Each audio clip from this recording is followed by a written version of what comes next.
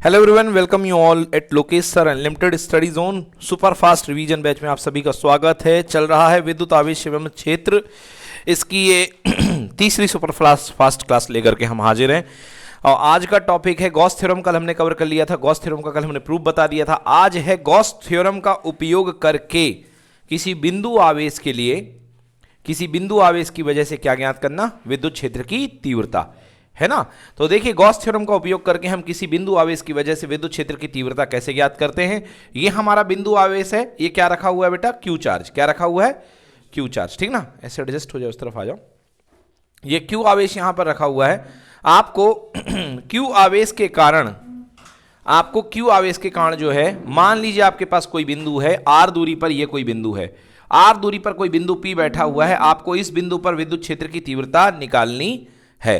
तो क्या करिए भाई साहब, सबसे पहले जिस बिंदु पर आपको विद्युत क्षेत्र की तीव्रता निकालनी है उसको, थोड़ा दूर हो जाएगा, वृत्त बड़ा बन जाएगा, इसको पास में लेता हूं। जिस बिंदु पर आपको विद्युत क्षेत्र की तीव्रता निकालनी है उस बिंदु को शामिल करते हुए काल्पनिक गॉसियन पृष्ठ का निर्माण कीजिए। तो ये बना दिया जी जनाब हमने काल्पनिक गॉसियन पृष्ठ, और ये जो पृष्ठ है ये बनेगा गोलाकार। कैसा बनेगा, गोलाकार, ठीक है ना। गोलाकार पृष्ठ बनेगा। फिलहाल आपको वृत्ताकार दिख रहा है तो वृत्ताकार, मगर आगे पीछे हर तरफ है। तो ये आपका काल्पनिक गॉसियन पृष्ठ बन गया जी, ठीक है ना। आपको आपको निकालना है विद्युत क्षेत्र की तीव्रता इस बिंदु पर, ठीक है। तो आप क्या करिए, आप जानते हैं, आप गॉस का नियम क्या कहता है, गॉस का नियम से, गॉस के नियम से, ठीक ना, हम गॉस के नियम का उपयोग करके विद्युत क्षेत्र की तीव्रता निकालेंगे और फिर इसी नियम से हम कूलाम्ब का नियम भी व्युत्पन्न करेंगे। क्या व्युत्पन्न करेंगे, कूलाम्ब का नियम। पहले हम विद्युत क्षेत्र की तीव्रता निकालेंगे, मतलब ई, और ई के बाद फिर हम क्या निकालेंगे, कूलाम्ब का नियम। कूलाम्ब का नियम क्या देता, बल देता है, तो फिर हम बल भी निकालेंगे, है ना। तो गॉस के नियम से होता है phi equal to Q enclosed upon epsilon naught. Q अंदर जितना चार्ज है अपॉन एप्सिलॉन नॉट, और फाई इज इक्वल टू होता है integration E dot ds, Q upon epsilon naught, ये हो जाएगा। चलिए, तो इस बिंदु पर हमें विद्युत क्षेत्र की तीव्रता देखनी है भाई साहब। तो इस बिंदु पर देखिए, इस बिंदु पर इस आवेश के कारण विद्युत क्षेत्र की तीव्रता कैसी जाएगी, त्रिज्यीय बाहर की ओर जाएगी कि नहीं जाएगी। तो ये विद्युत क्षेत्र की तीव्रता की दिशा है E, हाँ या ना। और इस बिंदु पर जो एरिया सदिश जाएगा वो भी कहां जाएगा भाई साहब, वो भी यहीं जाएगा, क्योंकि एरिया हमेशा क्या जाता है, सतह के परपेंडिकुलर नॉर्मल अभिलंब, जो कहना हो कह लो, हाँ या ना, त्रिज्या की दिशा में बाहर की ओर। तो चलिए इसको हम देखते हैं। तो E का मॉड, ds का मॉड, और मॉड लगा रहे हो तो इसकी क्या जरूरत है, वैसे ही तो वेक्टर नहीं है। तो ई हटा दो तो वेक्टर हटा दो तो मॉड ही मॉड है, मॉड ही मॉड। ds इंटू कितना है, कॉस थीटा। तो कॉस कितने डिग्री भाई साहब, 0 डिग्री, क्योंकि ई भी वहीं ds भी वही, इक्वल टू हो गया कितना, q upon epsilon not. Cos 0 का मान कितना हो गया, 1। ई बाहर आ चुका है, केवल अंदर क्या बैठा है, ds। कॉस 0 का मान 1 is equal to q by epsilon naught. तो ई इनटू, अब पूरे अगर वृत्ताकार सरफेस में अगर आप इसकी बाउंड्री सरफेस ऊपर चले जाएं, है ना, तो ये जो इसका सरफेस का अवकलन, समाकलन बनेगा, है ना। बोलिए कितना बनता है, 4 pi are square, 4 pi are square. तो 4 pi are square equal to Q upon epsilon naught. तो E का मान आ चुका है हमारे पास 1 अपॉन 4 पाई आर स्क्वायर। तो एक काम करिए, एप्सिलॉन नॉट को साथ ले लीजिए और आर स्क्वायर को उधर भेज दीजिए। तो ये आ गई विद्युत क्षेत्र की तीव्रता, किसके कारण, एक बिंदु आवेश के कारण, with the help of Gauss का नियम, with the help of Gauss का। अब आइए देखते हैं, इस पर हम निकालते हैं कूलाम्ब का व्युत्क्रम वर्ग का नियम। तो मान लीजिए कि इस बिंदु पर यदि कोई चार्ज रखा हुआ है जिसको बोलते हैं टेस्ट चार्ज। क्या बोलते हैं, हिंदी में बोलते हैं परीक्षण आवेश, परीक्षण, क्योंकि उस पर बल निकालने का परीक्षण करना है। तो आइए हम जानते हैं क्या नियम होता है। हम जानते हैं बल बराबर होता है Q इंटू कितना, फिलहाल परीक्षण आवेश कितना है, Q नॉट।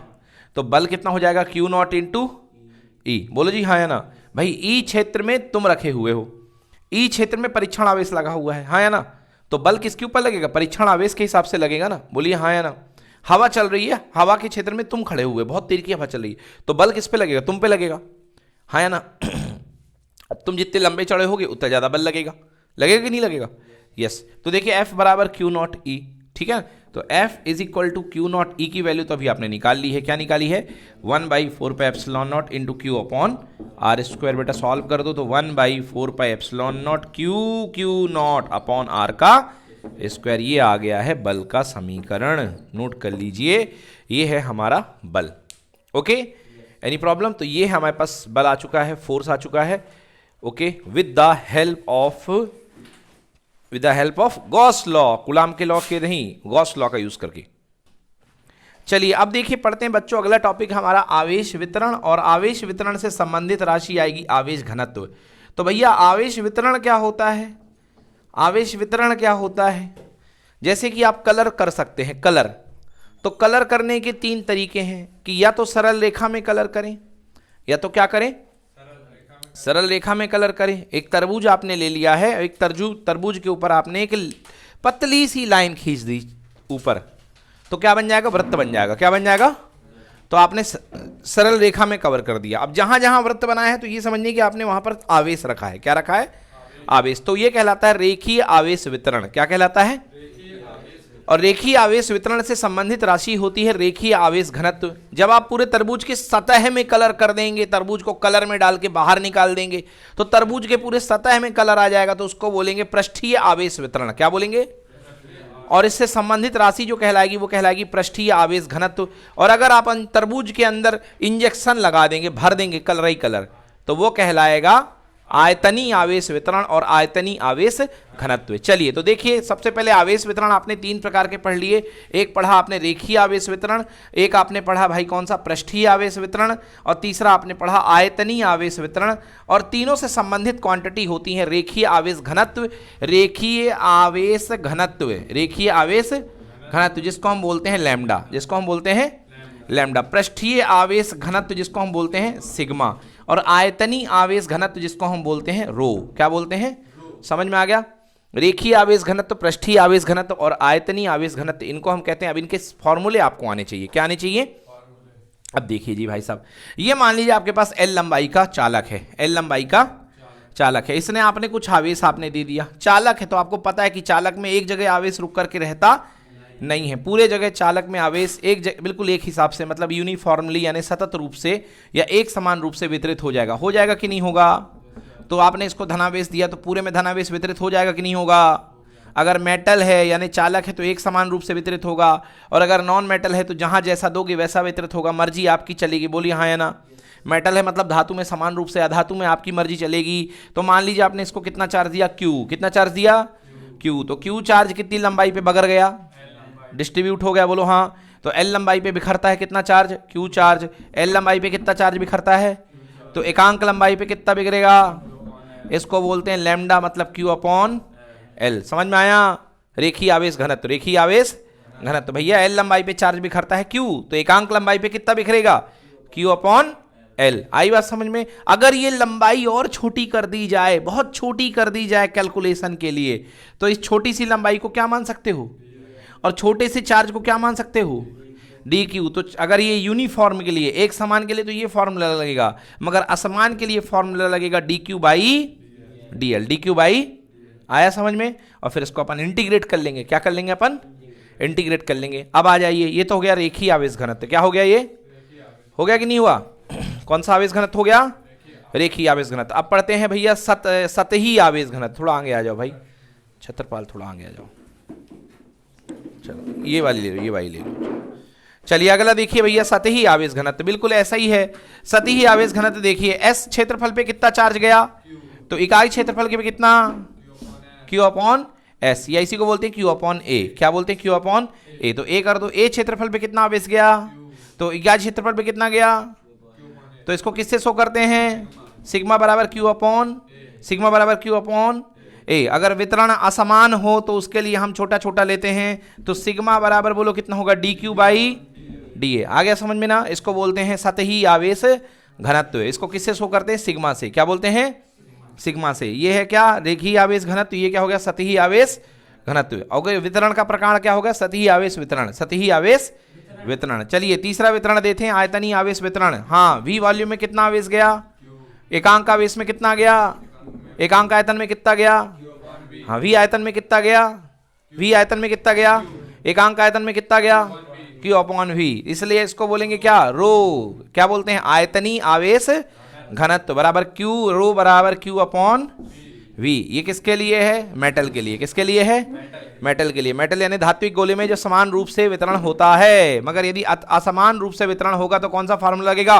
रो बराबर d q by d V. आई बात समझ में ना? अच्छा, ऐसा कहना गलत होगा कि ये फॉर्मूला आप केवल नॉन मेटल में ही लगा सकते हो, ये सब में लगा सकते हो। ये किस में लगा सकते हो?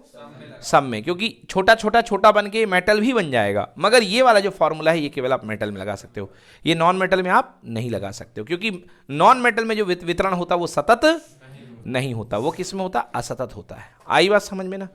कोई दिक्कत हुआ?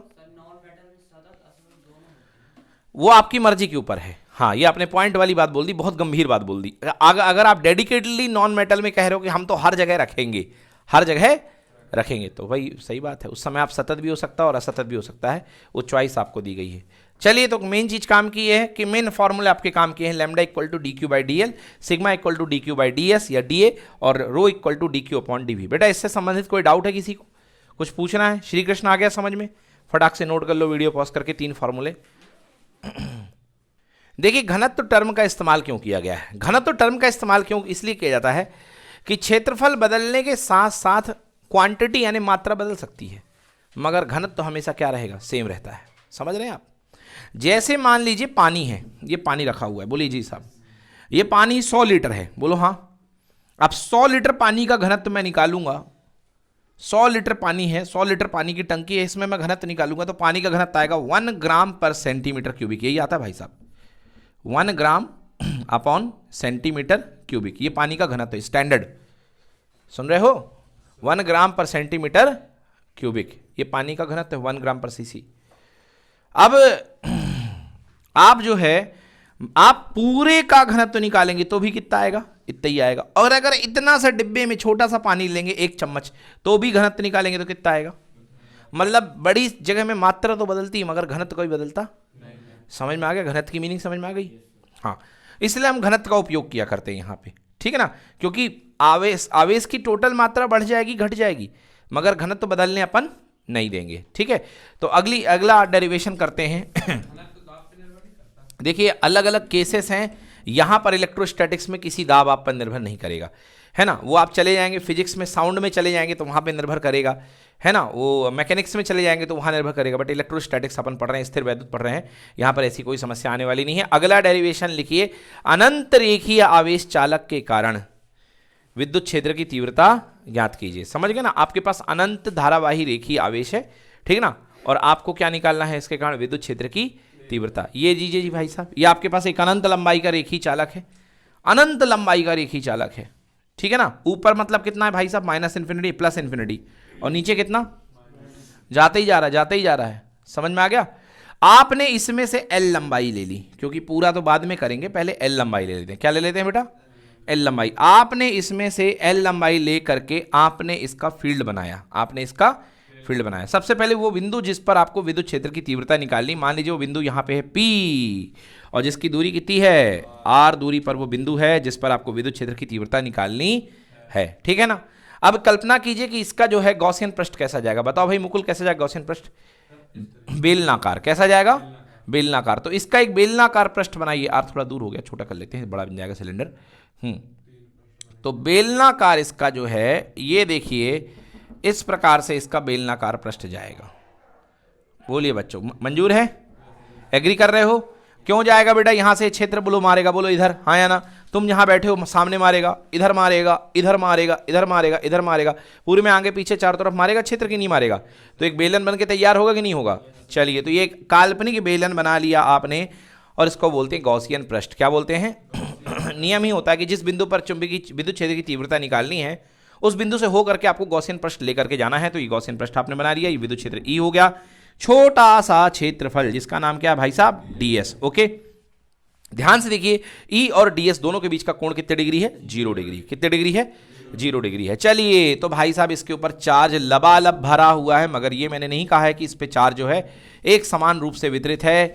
यहां जो वितरण है, उस वितरण का आवेश घनत्व दिया गया है लैम्डा। क्या दिया गया बेटा? लैम्डा। इस वितरण का आवेश घनत्व आपको कितना दिया गया है? लैम्डा आवेश घनत्व का वितरण दिया गया है। यदि टोटल चार्ज मान लीजिए आपके पास Q है, टोटल चार्ज कितना है? Q है, टोटल चार्ज क्यू है। मैं इतने इतने इतने जगह की बात कर रहा हूं बेटा, इतने की जगह। एल लंबाई में आपका टोटल चार्ज अगर क्यू वितरित है तो लैम्डा इक्वल टू कितना होगा, क्यू अपॉन एल, क्योंकि हमने अपनी लंबाई कितनी मानी है, एल। कितनी लंबाई मानी है, एल। स्मॉल एल ले लो, कैपिटल एल ले लो, चलो।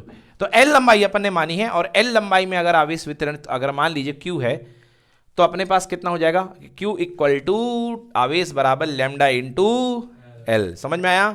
आपको गिवन क्या है, लैम्डा। क्या गिवन है? जब आप क्वेश्चन भी करेंगे तो आपको लैम्डा गिवन होगा, है ना। तो लैम्डा के हिसाब से आवेश निकलेगा। बोलो यस और नो। लंबाई कम लिए हो तो आवेश क्या हो जाएगा, कम। लंबाई ज्यादा ले लोगे तो आवेश भी क्या हो जाएगा, ज्यादा हो जाएगा। आई बात समझ रहे हो? अरे क्षेत्रफल कम होगा तो जनसंख्या उस जगह की कम निकलेगी, और क्षेत्रफल ज्यादा ले लोगे तो जनसंख्या क्या हो जाएगा, ज्यादा। मगर जनसंख्या घनत्व तो सेम रहेगा ना। जनसंख्या घनत्व क्या रहेगा, सेम रहेगा। प्रति एकांक किलोमीटर में अगर आपको किलोमीटर स्क्वायर में 4 आदमी मिल रहे हैं, तो पहले भी 4 मिल रहे थे, बाद में भी क्या मिलेंगे, 4 मिलेंगे। और आप 20 किलोमीटर ले लोगे तो 20 चौके 80 हो जाएंगे। बोलो हाँ है ना। तो घनत्व अभी भी कितने का है, 4 ही का तो है। यस ये हो गया। चलिए अब निकालते हैं विद्युत क्षेत्र की तीव्रता। लैम्डा आ चुका है, क्यू आ चुका है हमारे पास। विद्युत क्षेत्र की तीव्रता का फॉर्मूला क्या होता है भाई साहब, हाँ, flux E dot D s. Yes, phi is equal to net charge upon epsilon naught. बोलो हाँ या ना। Phi is equal to net charge, q net लिख दो, अब बड़े हो गए अपन, q net upon epsilon naught. Net बोले तो कुल, नेट बोले तो कुल। पंगा हो गया यहाँ पे, सर ने स्मॉल ले लिया, कैपिटल हो ले लिया, वहाँ पे क्यू नेट लिख लो भाई साहब, कैपिटल इधर पे। चलो ठीक है, आ गया समझ में। फाई इज इक्वल टू कितना होता है, E dot, phi equal to E dot D S equal to Q upon कितना, एप्सिलॉन नॉट। ये बताइए कि हर, अच्छा भाई साहब, अब 3 सतह बन रही हैं। कितनी सतह बन रही हैं, 3 सतह। देखो एक बन रहा है इसका कर्व वाला पार्ट, हाँ है ना, वक्र एरिया बाहर की तरफ, वक्र एरिया बाहर की तरफ। दूसरा ऊपर वाला वृत्त, बोलो हाँ। और तीसरा नीचे वाला वृत्त, बोलो हाँ। और क्योंकि बाउंडेड इंटीग्रेशन लगा हुआ होता है तो हमको इसको तीनों सरफेस के अलॉन्ग घेरना पड़ेगा। बाउंडेड मतलब संपूर्ण पृष्ठ, बाउंडेड मतलब संपूर्ण पृष्ठ, तो हमको इसको संपूर्ण पृष्ठ के अलॉन्ग घेरना पड़ेगा। तो इसके 3 इंटीग्रेशन बनेंगे। एक पहला ई डॉट डी एस, किसके अक्रॉस, फर्स्ट सरफेस, बोलो यस, है ना, E dot D S second surface, बोलो हाँ। और थर्ड सरफेस का बनेगा E dot D S, third surface, बोलिए यस और no. Equal to Q upon epsilon naught. Q रखने का वक्त आ गया। क्यू की वैल्यू बोलो बच्चों, लैम्डा एल। क्यू की वैल्यू कितनी है, कोई दिक्कत है क्या? क्यू की वैल्यू कितनी हो गई, लैम्डा एल। चलिए अब आ जाइए इस ध्यान से। देखिए पहली सरफेस जो है ये मैंने मानी है, ये पहली सरफेस है, हाँ या ना। अब इस पहली सरफेस में ई और डी एस दोनों के बीच का एंगल कितने डिग्री है, 0 डिग्री है, क्योंकि ई भी वहीं भाग रहा है और डी एस भी वहीं भाग रहा है, हाँ या ना। हाँ, तो ई और डी एस के बीच का एंगल 0 डिग्री है। और ये बताइए हर बिंदु पर ई आपको अलग अलग मिलेगा कि कांस्टेंट मिलेगा? अरे आर दूरी फिक्स है ना बेटा, तो हर बिंदु पर आपको ई कैसा मिलेगा, कांस्टेंट मिलेगा। तो मैं पहले वाले से ई, चलो एक काम कर लेता हूं, पहले रख देता हूं, बोलो ई into d s into cos कितने डिग्री, 0। अगले वाले में देखो विद्युत क्षेत्र यू निकलेगा, बोलो हाँ। और तश्तरी नीचे लगी हुई प्लेट, प्लेट का क्षेत्रफल कहां जाता है, नीचे या ऊपर, हाँ या ना, सरफेस के परपेंडिकुलर जाएगा ना भाई साहब। तो बोलो यहां पर एंगल कितने डिग्री, हाँ। इधर वाले में देखो विद्युत क्षेत्र से जाएगा नहीं जाएगा, और प्लेट का क्षेत्रफल कहां जाएगा, ऊपर। तो ये एंगल भी कितने डिग्री, तो ई डी एस कॉस 0, दूसरे वाले में ई डी एस कॉस कितना 90, तीसरे वाले में ई डी एस कॉस कितना, equal to lambda L upon कितना, एप्सिलॉन। कॉस 90 कितना होता है, कॉस 90 कितना होता है, ये दोनों निपट गए कि नहीं निपट गए। ई डी एस कॉस थीटा बचा। ई का ई हमेशा कांस्टेंट है कि नहीं है, क्योंकि दूरी समान है तो ई भी क्या रहेगा, समान रहेगा। डी एस कॉस 0 का मान कितना, 1। केवल अंदर कितना बच गया, क्या अंदर बच गया, equal to 2 lambda L upon कितना, epsilon naught. Lambda L upon epsilon naught, बोलिए हाँ या ना। चलिए ds मतलब सतह का क्षेत्रफल, सतह का क्षेत्रफल 8वीं क्लास में पढ़ के आए होंगे। सिलेंडर की सतह का क्षेत्रफल क्या होता है, 4 पाई आर स्क्वायर। ये कब से होने लगा, 2 पाई आर एच। क्या होता है, 2 पाई आर एच, 2 पाई आर एच। आ गया समझ में। 4 पाई भाई वृत्त उसका होता है, गोला का होता है 4 पाई इधर। चलो इंटू 2 पाई आर एच, हाँ आंगनबाड़ी में पढ़े होगे। 2 पाई इंटू बेटा रेडियस कितनी है, आर जितनी दूरी पे है, इंटू एच कितना है बेटा, एल, क्योंकि अपन ने एल लंबाई का लिया, बोलो हाँ। हाँ 2 पाई आर एल बराबर लैम्डा एल अपॉन कितना, एप्सिलॉन नॉट, बोलो हाँ या ना। Lambda L upon epsilon not. Clear कि नॉट क्लियर। एल से एल क्या हो गया, कैंसिल। एल से एल क्या हो गया, कैंसिल। चलिए देखिए E इक्वल टू कितना हो गया 1/2 पाई एप्सिलॉन नॉट, समझ में आया। 1/लैम्डा अपॉन कितना आर, ठीक है ना, 1/2 pi epsilon naught lambda upon R. But अपनी दोस्ती किससे 4 पाई एप्सिलॉन नॉट से, हाँ या ना। तो अपन यहाँ पे 2 का डिवाइड करें, 2 का मल्टीप्लाई करेंगे तो ऊपर भी 2 का मल्टीप्लाई करेंगे, तो E is equal to 1/4 pi epsilon naught into 2 lambda upon कितना आर। आ गया समझ में। आप महसूस करिए कि पूरा जो डेरिवेशन आया है वो आवेश घनत्व में आया है। किस में आया है, आवेश घनत्व में, वो आवेश में आया नहीं है। इसलिए चाहे अनंत लंबाई ले लो, चाहे इतनी सी लंबाई ले लो, आवेश घनत्व क्या होता है, हमेशा समान होता है। समझ गए ना। चलिए नोट कर लीजिए इसको, वीडियो को पॉज करिए, फटाफट नोट करिए, आगे बढ़ते हैं। चलिए लिखिए अनंत आवेशित चादर के कारण विद्युत क्षेत्र की तीव्रता ज्ञात कीजिए। तो भैया अपने पास अब कौन सी है, अनंत आवेशित चादर। ये देखिए अनंत आवेशित चादर है, मेटल की शीट है, और इसका जो अपृष्ठीय आवेश घनत्व है वो कितना बेटा, सिग्मा। क्या है, सिग्मा। ठीक है जी, इसका पृष्ठीय आवेश घनत्व क्या है, सिग्मा। अब इसमें से हमने थोड़ा सा सर्कुलर पार्ट ले लिया है, थोड़ा सा सर्कुलर पार्ट ले लिया है, तो इसका भी पृष्ठीय आवेश घनत्व कितना होगा, सिग्मा। पता है ना। चलिए ठीक है ना। अब ये देखिए आप जो है, आप इसके कारण जो है यहां पर विद्युत क्षेत्र की तीव्रता निकालना चाह रहे हैं। आप इसके कारण यहां पर विद्युत क्षेत्र की तीव्रता निकालना चाह रहे हैं। अब इसका गॉसियन पृष्ठ बनाइए। तो इसको लेकर के जाता हुआ एक गॉसियन पृष्ठ बिंदु को लेकर के जाता हुआ कुछ इस तरीके से बनेगा कि नहीं बनेगा, बताइए। इस बिंदु को समेटे हुए गॉसियन पृष्ठ, जिसमें कि अब ये प्लेट ऐसी रखी हुई है भाई साहब, ऐसी रखी कि नहीं रखी बोलो। तो ये प्लेट ऐसी रखी हुई, तो इसका ब्लो कैसा पड़ेगा, उस तरफ पड़ेगा कि नहीं पड़ेगा। यहां पर कोई एलईडी पैनल लगा हुआ है, एलईडी पैनल देखे होगे आजकल दुकानों में लगते हैं, तो उसका ब्लो सीधे जाता है कि नहीं जाता है। हाँ, तो ये इस पर विद्युत क्षेत्र की तीव्रता ई इस तरफ से जाएगी, जाएगी कि नहीं जाएगी, बताइए। अब इस पृष्ठ को पीछे की तरफ बढ़ाइए, इस पृष्ठ को पीछे की तरफ बढ़ाइए, तो धनावेश लदा हुआ है पूरी प्लेट पे, लदा है कि नहीं लदा है, पूरे पे धनावेश लदा हुआ है। तो इसके कारण इस पर विद्युत क्षेत्र की तीव्रता पीछे की तरफ जाएगी कि नहीं जाएगी, बोलिए, जाएगी ना। चलिए बोलो जी हाँ या ना, ठीक है ना। अब आपको देखिए इसका सतह का अवकलन समाकलन करना है, क्योंकि हमको निकालना है विद्युत क्षेत्र की तीव्रता इस बिंदु पर, ठीक है ना। तो यदि हम विद्युत क्षेत्र की तीव्रता जानना चाहते हैं इस बिंदु पर, तो हमारे पास क्या है, गॉस का नियम। गॉस का नियम कहता है कि कुल फ्लक्स इज इक्वल टू कुल आवेश अपॉन कितना, एप्सिलॉन नॉट, एप्सिलॉन नॉट। ठीक है जी भाई साहब। ये मान लीजिए कि इतने पृष्ठ का क्षेत्रफल ए है, कितना है, ए है। तो ये जब ए गोलाकार बना है, तो ये जो प्लेट दिख रही है इसका एरिया भी कितना होगा, ए। अरे भैया ये पैनल लगा हुआ है, बोलो हाँ। ये पैनल ब्लो मारेगा सट्टाक, तो यहां पर जो प्लेट मिलेगी उसका भी क्या होगा, ब्लो, ए होगा कि नहीं होगा, हाँ या ना। और यहां पे धनावेश लपक रहे हैं, देखो, हाँ या ना। अब ये ब्लो मारेंगे इस तरफ, तो यहां पे भी जो ब्लो निकलेगा उसका भी क्षेत्रफल क्या होगा, ए, क्योंकि बल रेखाएं तो सीधी निकलेंगी, यस और नो, यस। तो यहां पे भी क्षेत्रफल ए है, तो यहां पे भी क्षेत्रफल कितना है, ए है। ठीक है जी। यहां पर इसका क्षेत्रफल ए हो गया, इधर भी क्षेत्रफल इसका ए हो गया। अब बचा अपने पास में सिलेंडर, क्या बचा अपने पास में, सिलेंडर। चलिए, तो phi equal to Q upon epsilon naught, और फाई इज इक्वल टू होता है कितना भाई साहब, E dot equal to Q upon कितना, एप्सिलॉन नॉट। अच्छा ये बताइए सिग्मा इक्वल टू कुल आवेश क्यू अपॉन ए होता है कि नहीं होता है ना। तो स्मॉल ले लिया, इधर कैपिटल ले लो यार। चलो यहाँ पे कितना बेटा, क्यू, यहाँ पे कितना, क्यू, समझ गए ना। हाँ, तो यहां पे मैं क्यू की जगह सिग्मा इंटू ए लिख सकता हूं कि नहीं लिख सकता, अपॉन कितना, एप्सिलॉन इंटू नॉट। अब सतही आवेश का वितरण करिए, अवकलन समाकलन का वितरण करिए। 3 सतह हैं, कौन कौन सी 3 सतह हैं, देखो। पहली गोलाकार वाली, बोलो यस और नो, बाहर वाली, हाँ या ना।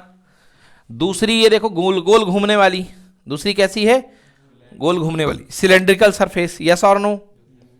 चलिए, तो दूसरी सतह ये दी गई है, क्लियर है। दूसरी सतह आपको ये दी गई है, और तीसरी जो सतह आपको दी गई है ये वाला सतह आ रहा, बोलिए आ रहा कि नहीं आ रहा है, एनी प्रॉब्लम। चलिए, 3 सतह अपने पास आ चुकी हैं, और इस तरीके से आपका इंटीग्रेशन 3 में वितरित हो जाएगा, पहला, दूसरा, तीसरा, बोलो हाँ या ना। इसके अंदर ई D S E D S E D S लिख लोगे कि नहीं लिख लोगे, यस। तो इसके अंदर भी ई dot D S E dot D S E dot D S. अब अपन देख रहे हैं कि क्या कैसा चलेगा भाई साहब। देखिए फर्स्ट वाले में ई डॉट डी एस है, हाँ तो फर्स्ट वाले में E into d s into cos कितने degree, 0 degree. E into d s into cos कितने डिग्री? 0 डिग्री। ठीक है भाई साहब, प्लस सेकेंड वाले में E into d s into cos कितने डिग्री? सेकेंड वाला कौन सा लिया है? ये लिया है। हाँ बोलो कॉस कितने डिग्री? 90 डिग्री। क्यों? क्योंकि भाई बेलनाकार सतह है। बोलो बेलनाकार सतह है। यहां से देखो ये फील्ड इधर भाग रहा है कि नहीं भाग रहा है?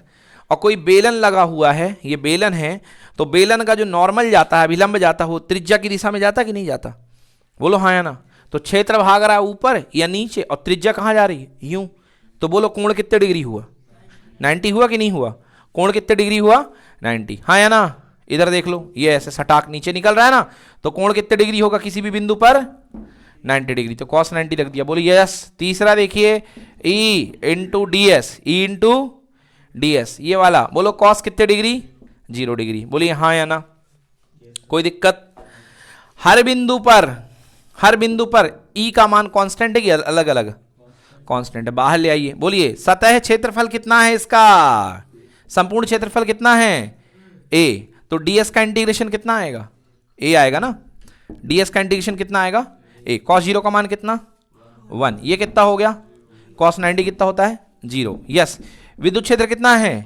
E इंटू सतह का क्षेत्रफल, ये वाला बोलो कितना आएगा? A। यस और नो? इक्वल टू, भूल गया था मैं, sigma A upon epsilon not.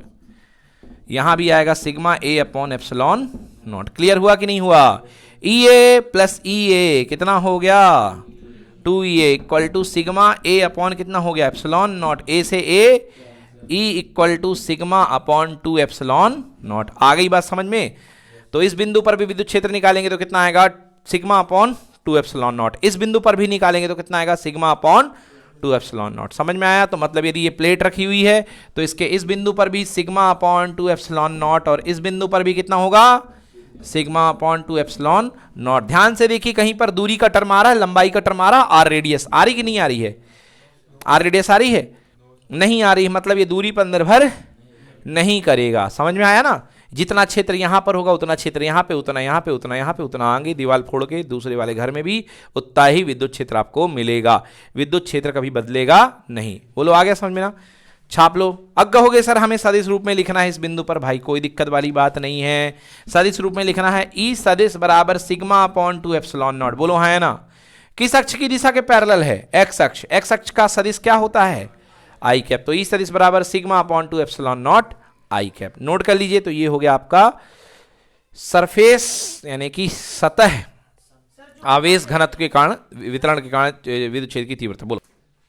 चलिए देखिए, गोलीय चालक के कारण विद्युत क्षेत्र की तीव्रता। गोलीय खोखले चालक कोश के कारण विद्युत क्षेत्र की तीव्रता। हाँ भाई, गोलीय खोखला चालक कोश। कोश मतलब जिसके अंदर कुछ भी ना हो, उसके कारण हमको विद्युत क्षेत्र की तीव्रता निकालनी है। ये आपके पास गोलीय कोश है मेटल का, समझ गए ना? गोलीय चालक कोश है, ठीक है ना? आपने इसको आवेश छुआ दिया। जैसे आवेश छुआ, आवेश पूरा पूरा इसकी सतह पे वितरित हो जाएगा। बोलिए हाँ या ना? क्या अंदर कोई आवेश जाएगा? नहीं जाएगा, ठीक है ना? अंदर कोई आवेश नहीं जाएगा। कारण क्योंकि चालक है, और चालक चाहे खोखला हो चाहे भरा हुआ हो, अंदर किसी प्रकार का आवेश वितरित नहीं होता है। चालक खोखला हो या भरा हुआ हो, अंदर किसी प्रकार का आवेश वितरित नहीं होता है। अब हमारे पास 3 बिंदु है जिस पर हमें विद्युत क्षेत्र की तीव्रता निकालनी है। ये इसका केंद्र है। तो एक बिंदु है आपके पास, मान लीजिए A, जो कि सतह के अंदर है। एक बिंदु है आपके पास B, जो कि सतह के ऊपर है, और एक बिंदु आपके पास है C, जो कि सतह के बाहर है। और तीनों में आपको विद्युत क्षेत्र की तीव्रता निकालनी है। ठीक है जी? तो हम बाहर से अंदर की ओर चलेंगे। ठीक है जी? हम बाहर से कहां की ओर चलेंगे? अंदर की ओर, जो कि ज्यादा सरल पड़ेगा। चलिए, तो सबसे पहले हम निकालते हैं बिंदु C बाहर पर। तो बताया है मैंने कि जिस बिंदु पर विद्युत क्षेत्र की तीव्रता निकालनी है, उस बिंदु को हो करके जाता हुआ एक गॉसियन पृष्ठ एज्यूम कर लो। बोलो यस और नो? तो इसके कारण क्षेत्र रेखाएं कहां जाएंगी? बाहर, है ना? सटक सटक सटक सटक सटक सटक।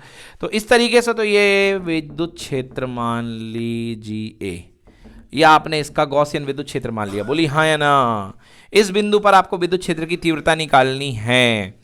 इस बिंदु पर आपको विद्युत क्षेत्र की तीव्रता निकालनी है। तो मान लीजिए ये पूरा का पूरा जो चार्ज है इसके अंदर, ये पूरा का पूरा गोला है, हाँ या ना?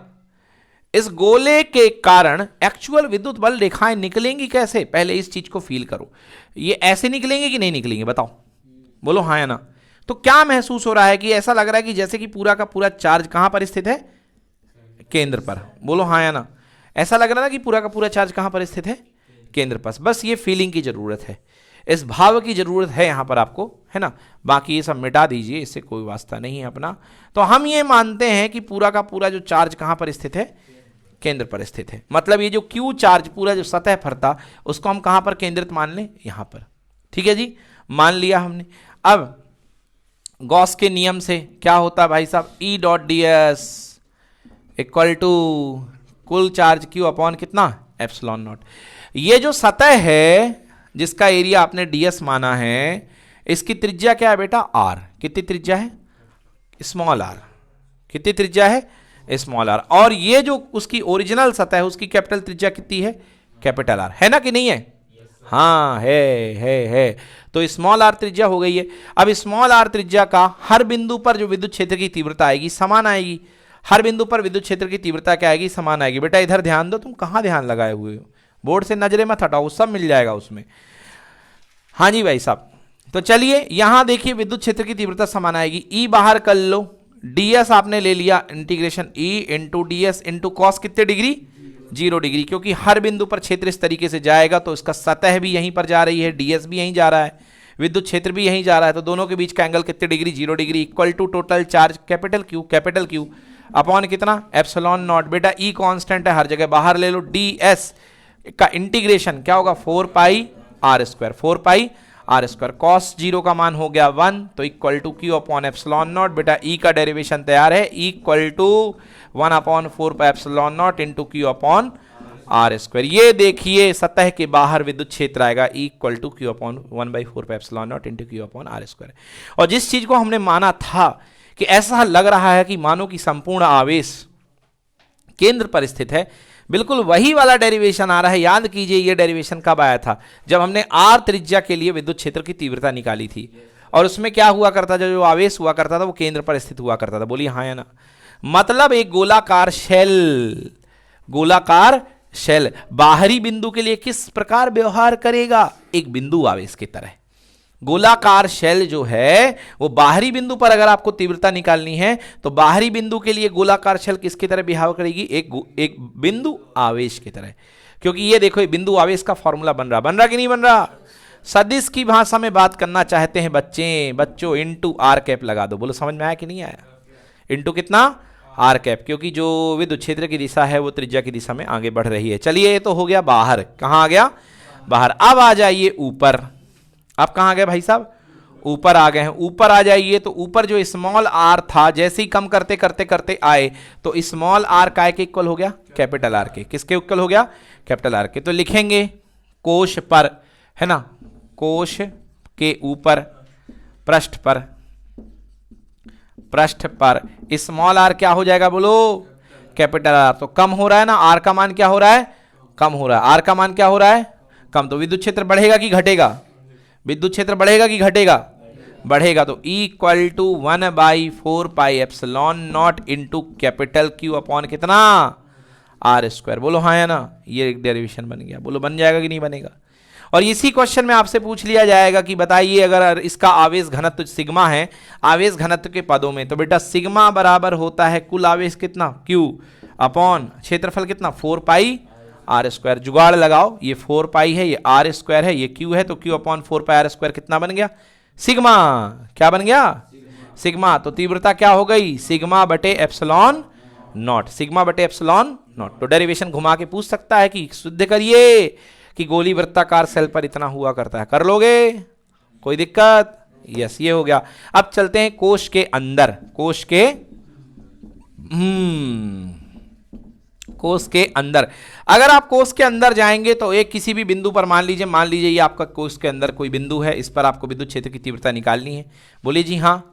और इस पर दूरी आप मान लीजिए, कुछ भी दूरी मान लीजिए, इसको मान लीजिए x। क्या मान लीजिए, x दूरी पर आप मान लीजिए ये पॉइंट है भाई साहब p डैश। चलो जी ठीक है ना, ये मान लिया आपने। चलिए आइए लगाते हैं गॉस का नियम। तो गॉस का नियम होता है E dot D S equal to Q upon epsilon naught. बोलिए हाँ है ना। तो कोश के अंदर कितना, E डॉट कितना ds इक्वल टू क्यू। बोलिए इस पृष्ठ के अंदर कितना आवेश संचित है, 0, कोई आवेश नहीं है। बोलिए हाँ।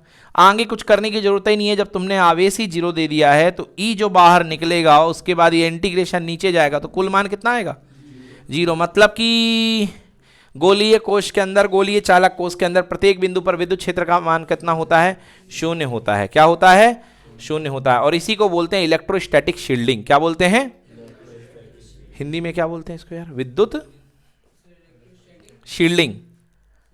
अरे कुछ बोलते हैं ना, वो बिजली गिर जाती है तो करंट नहीं लगता अंदर वालों को, कुछ हिंदी में नाम बोलते हैं इसका, चलो भूल गया मुझे, इलेक्ट्रोस्टैटिक शील्डिंग बोलते हैं इसको इंग्लिश में, देख लेना हिंदी में नाम देख लेना इसका, ठीक ना भाई साहब। देखिए क्या होता है, तो अगर आप किसी चालक गोले के अंदर बैठे हैं, अगर किसी मेटेलिक बॉडी के अंदर बैठे हैं, बस के अंदर बैठे हैं, पूरी चालक की बनी होती है, तो अगर ऊपर कितना भी विद्युत क्षेत्र आ जाए, अंदर का विद्युत क्षेत्र कितना रहेगा 0 रहेगा। मतलब अंदर का आवेश क्या होता है अप्रभावित होता है। अंदर का आवेश क्या होता है अप्रभावित। समझ में आ गया ना, इसको बोलते हैं इलेक्ट्रोस्टैटिक शील्डिंग। रुक जाओ बताता हूं इसको हिंदी में क्या बोलते होंगे। स्थिर वैद्युत कवच, स्थिर वैद्युत कवच, शील्ड को कवच बोलते हैं, तो जहां तक स्थिर वैद्युत कवच बोलते होंगे।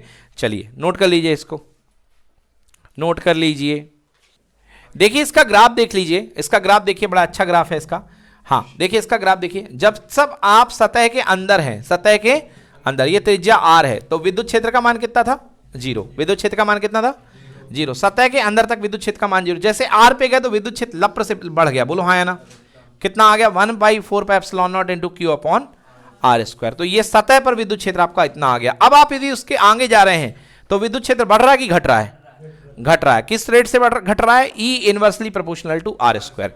तो यहां पर तो बढ़ गया, अब इसके आगे जो है ये परवलय रूप से घटेगा, मतलब E inversely proportional to r square. तो ये विद्युत क्षेत्र के वितरण का ग्राफ है। सतह के अंदर 0, सतह पर अधिकतम, सतह के बाहर r की पावर के वर्ग के व्युत्क्रमानुपाती, यानी कि व्युत्क्रम वर्ग का नियम पालन करेगा।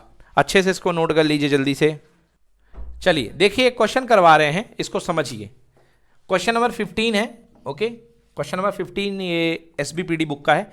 दूरी r पर स्थित दो आवेश प्लस q और माइनस q के बीच में बल F है। भाई साहब ये एक प्लस q है और ये क्या है माइनस q। अब साफ पहले ही से पता चल गया कि इनके बीच में लगने वाला बल F इज इक्वल टू आकर्षण प्रवृत्ति का होगा। अगर आप आवेश का साइन ले लेते तो निगेटिव आ जाएगा, जो कि बताएगा आकर्षण है। ले लीजिए इस बार, -1/4πε0 इंटू क्यू अपॉन कितना आर स्क्वायर। निगेटिव आ रहा मतलब कौन सा बल है आकर्षण। ये लीजिए भाई साहब, ये इसको इधर खींचेगा और ये इसको इधर खींचेगा, ओके। दूरी r पर स्थित दो आवेश प्लस q और माइनस q के बीच का आकर्षण बल F है। यदि एक आवेश स्थिर हो, चलो इसको स्थिर कर दो, एक आवेश स्थिर हो और दूसरा आवेश इसके चारों ओर r त्रिज्या के वृत्त में गतिमान हो जाए, तो किया गया कार्य क्या होगा। देखिए भैया, जब कोई भी चीज किसी पे गतिमान होता है तो कारण क्या होता है, उसको आपको देना पड़ता है रेखीय वेग, और v वेग से अगर आप गतिमान करेंगे तो ये r त्रिज्या के वृत्त में घूमना शुरू कर देगा। समझ में आया। अब कहोगे सर कैसे घूम गया, किसने इसको घुमाया। बिल्कुल वही गुरुत्वाकर्षण वाला कंसेप्ट लगेगा कि जो इसको अंदर की तरफ बल लग रहा था, कौन सा बल, ये वाला है ना, और अंदर की तरफ लगने वाला बल किसका नाम ले लेगा, अभिकेंद्रीय बल का। किसका नाम ले लेगा, अभिकेंद्रीय बल का। तो जो अपने पास फॉर्मूला आया है 1/4πε0 Q1 Q2, तो plus Q minus Q upon कितना आर स्क्वायर इक्वल टू अभिकेंद्रीय बल मतलब mv स्क्वायर अपॉन कितना r से r कैंसिल। अब माइनस की कोई जरूरत नहीं है, क्योंकि आप बल की प्रकृति नहीं बता रहे हो, आप बल की तुलना कर रहे हो। क्या कर रहे हो, बल की तुलना कर रहे हो। तो माइनस साइन अब गायब कर दो और यहां से हल कर लीजिए। अब देखिए आगे की बात करते हैं। अगर ये कहीं पर जा रहा है, कहीं पर घूम करके, अगर ये एक चक्कर घूम करके आ गया है, तो दो बातें हैं। कार्य बराबर होता है बल गुणे विस्थापन। बल गुणे, एक चक्कर दो चक्कर कहीं भी घूमे, कितना भी चले, कितना भी चले, आप देखिए यहां पर यदि यहां कहीं कहीं पर भी चलता है, कितना भी घूम करके आ जाए, बल और विस्थापन, बल हमेशा कहां लगता है, केंद्र में। बल हमेशा कहां लगता है, केंद्र में। और विस्थापन सदिश हमेशा किस तरफ जाता है, पर लंबवत नहीं, स्पर्श रेखीय। क्या जाता है, स्पर्श रेखीय। हाँ हाँ, बल के लंबवत, बल के लंबवत, बल के लंबवत बोली तो ये बल के लंबवत है कि नहीं है। तो इसको खोलोगे तो क्या बनेगा, FS cos थीटा, और cos 90 का मान कितना होता है 0। मतलब कितने भी चक्कर लगा के चले जाओ, कहीं पर चले जाओ, आधा चले जाओ, पूरा चले जाओ, 3/4, 1/4, 2/4, कहीं भी चले जाओ, वृत्ताकार पथ में घूमने में किया गया कार्य कितना होता है, 0 होता है। आई बात समझ में। वृत्ताकार पथ में घूमने में किया गया कार्य कितना होता है? 0। क्यों? क्योंकि अभिकेंद्री बल लगता है और अभिकेंद्री बल कभी कोई कार्य करता नहीं है। अभिकेंद्री बल एक जीरो कार्य वाला बल है। समझ में आया कि नहीं आया? विद्युत विभव, हाँ एक विद्युत विभव वाला कंसेप्ट लगा लीजिए भाई साहब। चलिए विद्युत विभव का कंसेप्ट लगा लीजिए। वैसे देखा जाए तो एक विद्युत विभव का भी कंसेप्ट है। W इज इक्वल टू होता है Q इंटू डेल्टा वी। बोलिए हाँ, W equal to Q into delta V. आवेश आपके पास क्या है? Q है ना। डेल्टा V यहां से चले गए यहां से ले गए, बोलो समविभव पृष्ठ है कि नहीं है? तो यहां भी विभव कितना? V, और अंत में भी विभव कितना? V माइनस V बराबर कितना? तो किया गया कार्य कितना होगा? बिल्कुल सही, नोट कर लीजिए। चलिए देखिए भाई साहब, आपके सामने ये सवाल दिया गया है कि एक वृत्त के ऊपर, एक वृत्त के अंदर एक त्रिभुज बनाया गया है। त्रिभुज समबाहु त्रिभुज है। कैसा त्रिभुज है? समबाहु त्रिभुज है। 60 डिग्री 60 डिग्री 60 डिग्री, ये तीनों समबाहु त्रिभुज के कोण हैं और तीनों भुजाएं भी क्या होती हैं? बराबर होती हैं। और वृत्त का केंद्र जो कहलाता है उसको परिकेंद्र बोलते हैं। क्या बोलते हैं? इसके परिकेंद्र पर एक चार्ज Q रखा हुआ है। इसकी Q चार्ज पर आपको निकालना है बल कितना लगेगा। ठीक है ना। तो मतलब ये कह रहा है कि जो चार्ज है वो वृत्त के केंद्र पर रखा हुआ है। घुमा क्यों रहे हैं? अब आप बोलोगे सर वृत्त की जरूरत क्या है? अब इसमें ये भी तो बोल देते कि एक समबाहु त्रिभुज के केंद्र पर आपने चार्ज रख रखा है। इसमें वृत्त का केंद्र क्यों बोल रहा हूं? गणित लगवाना चाह रहे हैं, क्योंकि ये वृत्त का जो केंद्र होता है वही त्रिभुज का केंद्र होता है और उसको बोलते हैं परिकेंद्र। क्या बोलते हैं? परिकेंद्र। देखिए यहां से इसकी जो त्रिज्या होती है जिसको परित्रिज्या बोलते हैं, ये त्रिज्याएं दोनों बराबर होती है। ये भी आर है, ये भी आर है, ये भी आर है। अब बलों का संतुलन लग रहा भाई। ये देखो, ये इसको क्या करेगा? धक्का मारेगा। बोलो हाँ। मैं कहता हूं जो भी होगा धनात्मक होगा ऋणात्मक होगा। आकर्षित करेगा तो पास बुलाएगा और प्रतिकर्षित करेगा तो दूर फेंकेगा। बोलो यस और नो। दोनों में अगर आकर्षण करेगा तो पास बुलाएगा, प्रतिकर्षित करेगा तो दूर फेंकेगा। जो भी होगा बल नेचर तो समान होगा, हाँ या ना। अब हम इसको प्रतिकर्षण लेके चल लेते हैं। क्या लेके चल लेते हैं? प्रतिकर्षण। तो देखिए क्या हाल हो रहे हैं यहाँ पे भाई साहब। ये पहला बैठा हुआ ऊपर स्मॉल क्यू, ये इधर बैठा हुआ है स्मॉल क्यू, ये तीसरा बैठा हुआ है स्मॉल क्यू। हाँ जी ठीक है जी, आया समझ में। बोलो ये एंगल कितने डिग्री का? 60 डिग्री का। समबाहु त्रिभुज एक बड़ा सिमेट्रिक त्रिभुज होता है। जो भी होता है सब बिल्कुल बराबर बराबर होता है। तो 60 का आधा टूटेगा। बोलो ये कितना और ये भी कितना? तो ये कितने डिग्री? 120। कितने डिग्री? 120। और जो भी बल लगेगा अति आकर्षण प्रतिकर्षण उसका परिमाण क्या रहेगा? F। क्या मान लो? F। हाँ या ना। लगेगा कि नहीं लगेगा? अगर इसमें F लग रहा तो इस भुजा में कितना लगेगा? इस भुजा में कितना लगेगा? लगेगा कि नहीं लगेगा? अच्छा ये कोण कितने डिग्री? अच्छा ये कोण कितने डिग्री और ये कोण कितने डिग्री? आपने पढ़ी होगी 11वीं क्लास में एक लामीस प्रमेय, लामीस थ्योरम। लामीस थ्योरम ये कहती है तीनों बल संतुलन में है। ये किसमें? तीनों बल संतुलन में है। 120 120 120 में अगर तीनों बल लग रहे हैं तो इनका नेट जो होता है वो कितना होता है? 0। कितना होता है? 0। चलो भूल जाओ नेट बल भूल जाओ। अगर आपको लामीस थ्योरम नहीं बन रही तो भूल जाओ, आ जाओ मेरे मेथड पे। ये लो जी। बोलो ऊपर कितना लग रहा है? F। ऊपर कितना लग रहा है? F। ये दोनों के बीच का कोण कितने डिग्री? 120। अब मैं इन दोनों का परिणामी निकालता हूं। क्या निकालता हूं? इन दोनों का परिणामी बल निकालता हूं। इसका, इस वाले का और इस वाले का। ठीक है जी। चलिए तो मैं निकालता हूं F रिजल्टेंट। पढ़ा है आपने फॉर्मूला रिजल्टेंट का, A² + B² + 2AB cos theta. बोलो यस। तो पहला बल F है तो F का स्क्वायर। दूसरा बल क्या है? फार्मूला लिख दूं नए बच्चों के लिए। R बराबर होता है A² + B² + 2AB cos। तो F² + F² हो गया +2 × F इंटू कितना? F। और cos कितने डिग्री? 120। यस और नो? cos 120 डिग्री तो ये हो जाएगा F² + F² कितना हो गया? 2F² + 2। समझ में आया? इंटू F² और cos 120 कितना होता है? -1/2। कितना होता है? 2 से 2 क्या हो गया?